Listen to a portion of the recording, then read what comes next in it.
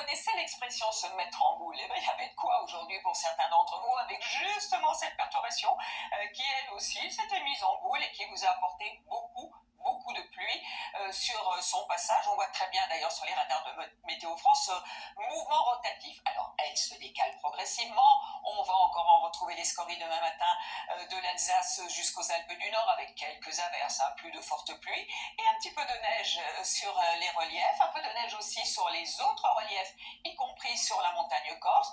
Vous aurez beaucoup de soleil mais du vent près de la Méditerranée. Et puis voilà, une nouvelle perturbation qui arrive, qui va glisser au fil des heures un peu plus avant à l'intérieur des terres jusqu'au Hauts-de-France. Un peu de pluie, un peu de vent, retour de quelques éclaircies pour vous sur la Bretagne et sur le Cotentin avec quelques averses aussi. Et puis un temps sec dans les régions centrales et souvent bien lumineux. Alors les températures pour demain matin, rien de trop ni trop peu, jusqu'à 10 degrés là, c'est quand même pas mal. Pour Ajaccio, dans l'après-midi le maximum, toujours près de la Grande Bleue avec 15 degrés. Et puis entre 8 et 12 au nord de la Loire, disons sur les régions septentrionales. Alors justement, la suite, avec cette perturbation qui arrive demain, mais que l'on va retrouver quasiment moribonde pour la journée de jeudi, quelques averses ou quelques flocons sur le centre-est, flocons relativement basse altitude sur les reliefs.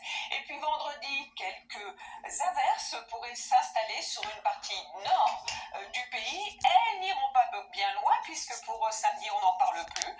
Pour commencer le 1er mars et le début du printemps météorologique, certes quelques averses dans l'extrême sud et encore. Et puis remarquez, pour dimanche, lundi et mardi, temps magnifique, sec, ensoleillé, fraîcheur matinale, douceur l'après-midi. Alors cette sentence, sympathique sentence, est-elle irrévocable? On l'espère bien. En tout cas, bonne soirée avec Koh Lanta.